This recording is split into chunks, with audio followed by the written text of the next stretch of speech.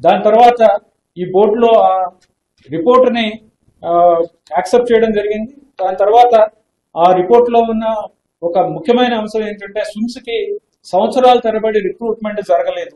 చాలా departments single faculty department, neurology, nephrology ఇవన్నీ కూడా చూస్తే సింగిల్ పర్మనెంట్ ఫ్యాకల్టీ ఉన్న డిపార్ట్మెంట్స్ చాలా ఉన్నాయి. వాటిని ఇమ్మీడియట్ గా రిక్రూట్ చేయాలి, లేకపోతే ఇబ్బంది వస్తుంది.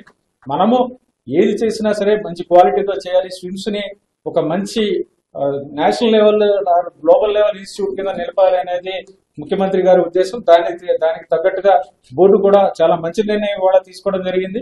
597 పోస్టులు దాన్ని ఫిలప్ చేయాలి. ఇవన్నీ కూడా ఖాళీగా ఉన్న పోస్టులు ఏవైతే ఉన్నాయో అవన్నీ ఫిల్ చేయాలి, నింపాలి అనేది, రిక్రూట్మెంట్ చేయాలి అనేది నిర్ణయం తీసుకోవడం జరిగింది.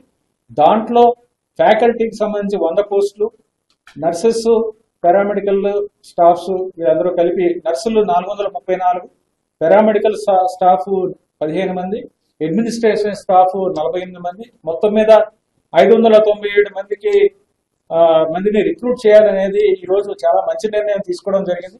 దీని వలన టీటీడీ మీద 71 కోట్లు అదనంగా ఆర్థిక భారం పడుతుంది. అంటే 60 కోట్లతో పాటు ఇంకొక 71 కోట్లు అదనంగా ఇవ్వాల్సి వస్తుంది.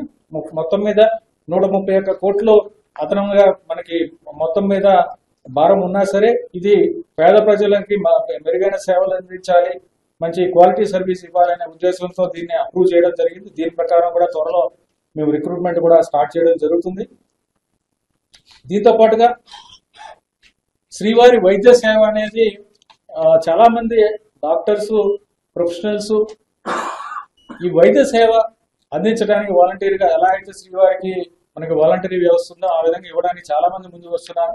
దానికి కూడా శ్రీవారి వైద్య సేవ పేరు మీద వారందరికీ కూడా ఇవ్వడానికి, సేవ చేయడానికి అవకాశం ఇవ్వడానికి ముఖ్యమంత్రి గారు కూడా గతంలో చెప్పడం జరిగింది. ఇక్కడికి వచ్చినప్పుడు వారు డైరెక్షన్ కూడా ఇవ్వడం జరిగింది. దాని ప్రకారం గవర్నింగ్ కౌన్సిల్లో నిర్ణయం తీసుకున్నాం స్విమ్స్ కు సంబంధించి. అలాగే ఇవాళ టీటీడీ బోర్డులో కూడా ఈ విధంగా నిర్ణయం తీసుకున్నాం. దాంతో పాటుగా వాలంటీర్స్ ని, శ్రీవారి సేవకి వాలంటీర్స్ కూడా తీసుకుని ఆ వాలంటీర్స్ ద్వారా ఇక్కడ సేవలు పొందడానికి వచ్చిన ఎవరైతే పేద ప్రజలు ఉంటారో, చాలా మంది చదువుకున్న వాళ్ళు, కొద్దిగా నాలెడ్జ్ అంత తెలియని వాళ్ళు, అక్కడ ప్రాంతాలు తెలియని వాళ్ళు వీళ్ళందరూ వస్తారు. వాళ్ళకి గైడ్ చేసి ఏ విధంగా వాళ్ళకి సేవలు అందించడానికి, ఎక్కడెక్కడికి వెళ్ళాలి, సేవలు పొందాలంటే ఎక్కడికి వెళ్ళాలి, ఇవన్నీ కూడా వాలంటీర్స్ వాళ్ళకి అసిస్ట్ చేయడానికి కూడా ఆ వాలంటీర్ సేవను కూడా ప్రారంభించడం జరిగింది. ఇప్పటికే దాని మీద కూడా ఈ రోజు నిర్ణయం తీసుకోవడం జరిగింది.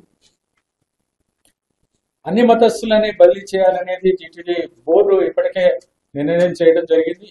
ఇప్పటిదాకా 29 మంది అన్ని మతస్థులు ఇక్కడ నాన్ హిందూస్ టీటీడీలో పనిచేయడం జరుగుతుంది. వీరందరినీ కూడా గవర్నమెంట్ కి మేము వేరే డిపార్ట్మెంట్స్ పంపించడం అనేది ఎక్స్ప్లోర్ చేయాలని టీటీడీ బోర్డు గతంలో నిర్ణయం చేయడం జరిగింది. దాని ప్రకారం టీటీడీ బోర్డు నిర్ణయానికి తగ్గట్టుగా గవర్నమెంట్ కి ప్రపోజల్ పంపిస్తే టీటీడీలోనే వేరే డిపార్ట్మెంట్స్ లో పెట్టుకోమని మీరు చెప్పడం జరిగింది. దాని తర్వాత బోర్డులో బీఆర్ఎస్ వాలంటరీ స్వచ్ఛంద పదవి విరమణ స్కీమ్, అంటే వాలంటరీ రిటైర్మెంట్ స్కీమ్ ఒకటి ప్రపోజ్ చేయమని చెప్పడం జరిగింది. దాని ప్రకారం వాలంటరీ రిటైర్మెంట్ స్కీమ్ కూడా ఈ రోజు ఆ స్కీమ్ కూడా అప్రూవ్ చేయడం జరిగింది. ఆ స్కీమ్ యొక్క డీటెయిల్స్ ఏమిటంటే మొత్తం అన్ని కాదు, కొన్ని ముఖ్యమైన అంశాలు చెప్తాను.